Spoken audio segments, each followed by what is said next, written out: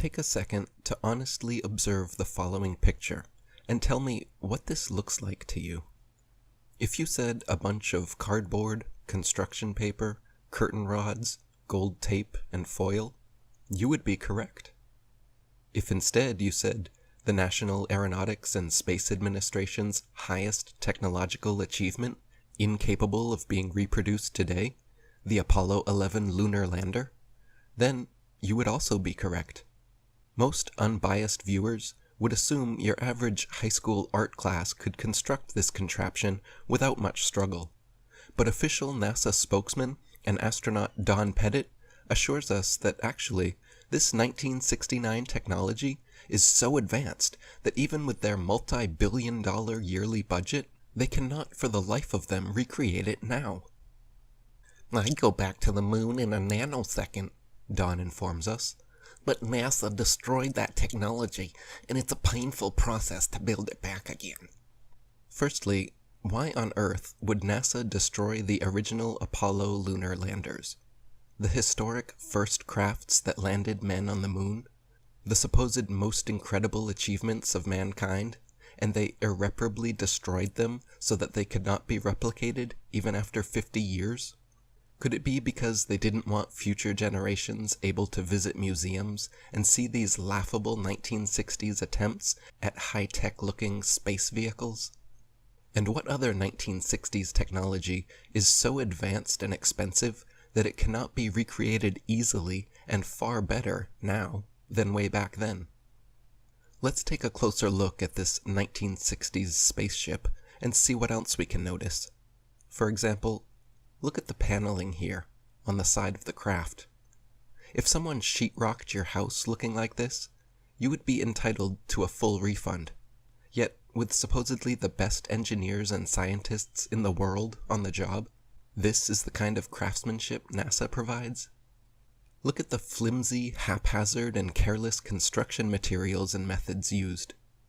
Look at the buckling, warping, and indentations showing how thin the paneling is. What is this thing? A Twinkie? No, I'm sure it's some super important and necessary high-tech device.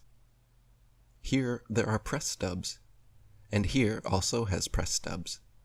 But here, and here, they must have run out, so they used gold foil instead. And then over here, they must have run out of gold foil because they didn't bother with either. Look over here at the evenly spaced lines of gold foil going down the legs, until you get to this point where there is 3 lines right close together. It must be important because it's the connection point to the other crossbars, right? Let's look at another leg. Oh, no. On this one, they are all evenly spaced the whole way down. No 3 lines near the crossbar. Apollo 11 mission controller Harold Loden was quoted saying, "The skin on the crew cabin was very thin, and that was all done because of weight saving. If you really took your finger and poked hard at it, you could poke right through the outer skin of the spacecraft. It was about the thickness of 2 layers of aluminum foil." Project manager Thomas Kelly concurred, noting that the skin, the aluminum alloy skin of the crew compartment, was about 12 1/1000ths of an inch thick, equivalent to about 3 layers of Reynolds wrap that you would use in the kitchen.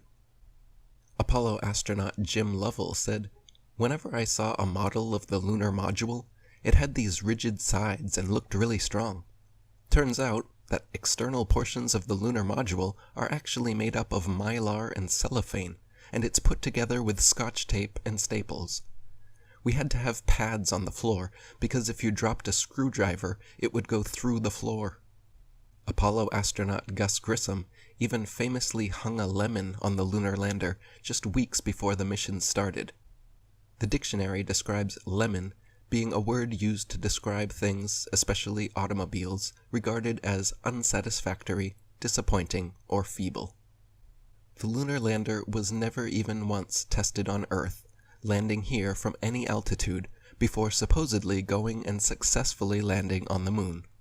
There, this pathetic cardboard and tinfoil construction allegedly fell from lunar orbit at 4,000 miles per hour, then used retro thrusters to slow it down and safely landed without a hitch on the lunar surface. When the astronauts did practice in other training vehicles, 3 out of 5 of them crashed, and you can see here how difficult they were to control, even in broad daylight, on Earth, in optimal conditions. The idea that the actual lunar lander was never once tested on Earth, but then made a perfect landing on the moon, is one small step for lying Freemasons, and one giant leap for brainwashed mankind. This is a 7,500-pound thruster. Look how powerful this is, how big, how much dust it kicks up, and the light it creates. The lunar lander's thruster was even bigger, at 10,000 pounds, and somehow didn't kick up any dust, left no blast crater under the craft, and not a grain of sand on the landing pads, as if it was gently placed down by a crane in a studio. Here we see the lunar lander redocking with the command module.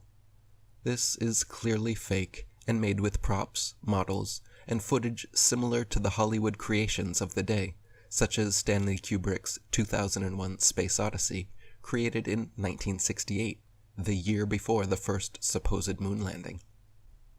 Look at the jerky, unrealistic motions and lack of thrusters being used. The craft is just being turned like a Rubik's Cube somehow, all of this supposedly happening as they both orbit the moon at 4,000 miles per hour. Since many people can't believe this is genuine footage, let me assure you, this is actual, official NASA footage of the Apollo 11 redocking. And this is just the tip of the iceberg when it comes to moon landing hoax evidence. If you still believe man has actually walked on the moon, and rovers are rolling around on Mars, please do me, yourself, and the rest of humanity a favor and watch my following presentation, link in the description box, the NASA Moon and Mars Landing Hoaxes.